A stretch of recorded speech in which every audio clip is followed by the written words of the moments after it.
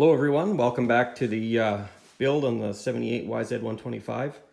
It's been a long time since we got back at that project, but we're going to just finish it up here as soon as we can. So I just want to show you a few updates.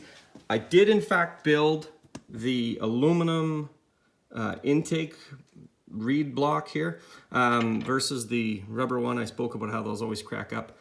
So all I did, machined a pipe, machined like some barbs on the end to hold the hose good, and then I just TIG welded it to a plate, which I marked out the holes and drilled it and installed it that way.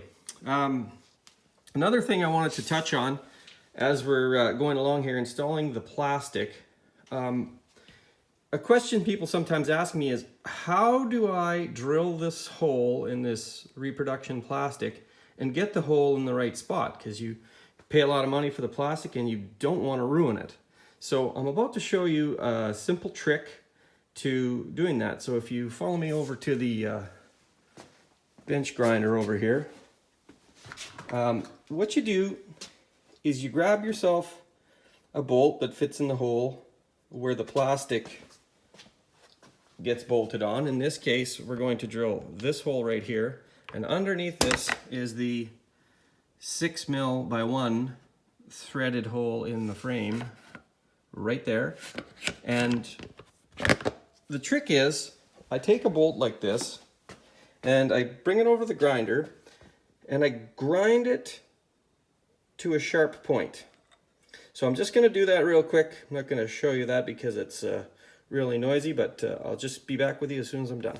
Okay, we just got finished sharpening up the bolt. In fact, the wheel is still spinning on the grinder here. So all I do is I hold it on the rest here and I just kind of rotate it, slide it back and forth a little bit so I'm not wearing a deep groove in one spot in the stone. And once it doesn't have to be like super sharp, but just a nice point. All you have to be able to do with it is put a little mark in your plastic. So next what I'm going to do is I'm just going to hacksaw the threads off right here.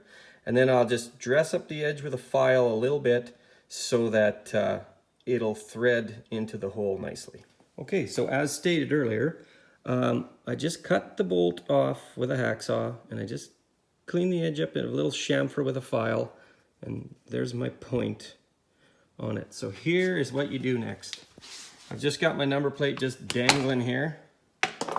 So I've already cleaned all my mounting threads with a tap to get the paint out. So all you do now is you thread this in backwards. You put the cut end in first, and the reason it's important to clean those threads is so that you can just easily do this. You don't want this to get stuck and then have to get pliers and everything. So I just leave it sticking out a little bit just like that. So now I got my blunt, or my sharp little point ready to go, and now I hang my number plate back in to the frame where I want it. I check my gaps.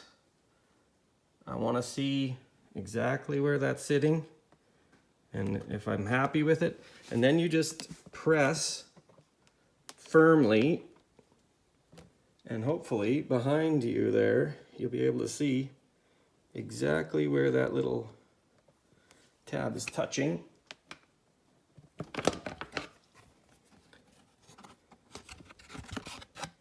And that leaves you with a little mark, and that is exactly where you drill your hole. And now it won't be a surprise to you when you drill the hole, and it'll actually line up where you want it.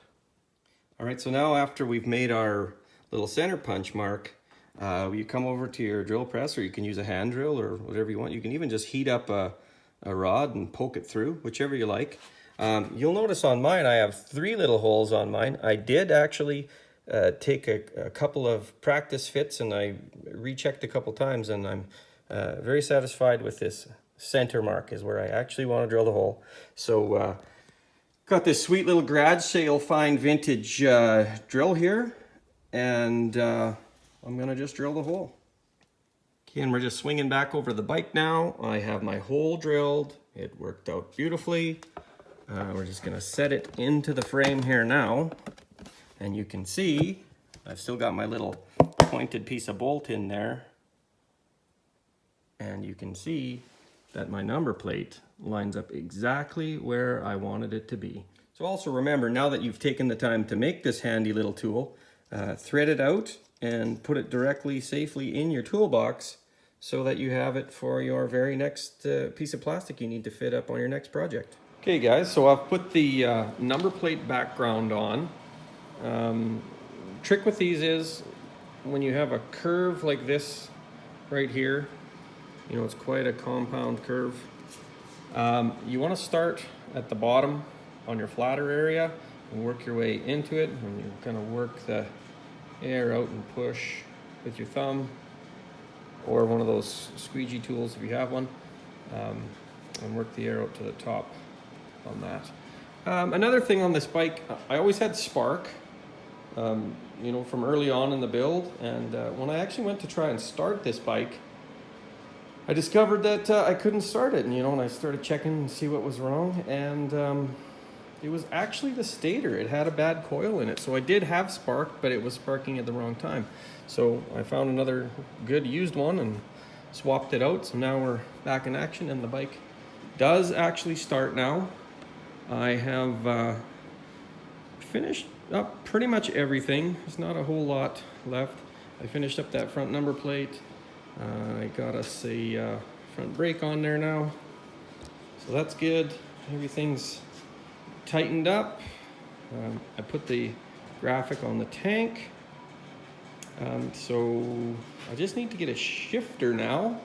I think that's actually the end of this build. Unfortunately, there's about a foot of snow outside right now, so can't go riding and tuning on the bike, but that'll probably be in the next video. This thing, well, I'll give you a teaser actually. We will start it up, and then once spring gets here, we'll get some footage of it out on the track. All right, so we'll just do a startup now on the bike and let you have a listen to how she sounds.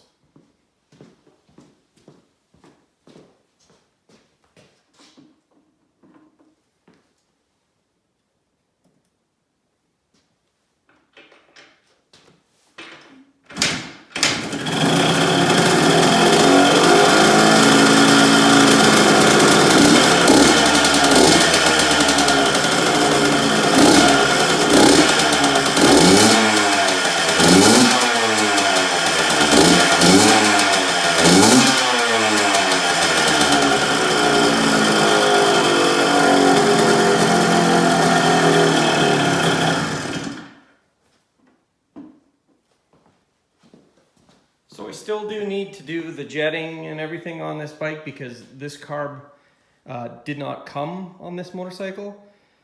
It's just the carb I found, so I just kind of guessed at the jets, you know, just to get it going. So I do have to mess with that as soon as we can get out in the spring, and we'll get it tuned and running perfectly. And then we'll shoot some video of it ripping around the track for you guys. Anyways, I really appreciate everybody watching the video, and I hope you can like and comment and subscribe. It's getting a little hazy and smoky in here, so I'm gonna have to let a little fresh air in, but it is currently minus 27 Celsius outside, so I'm gonna wrap this up and let a little fresh air in and then head on in. So thanks again for watching, and we'll catch you on the next one.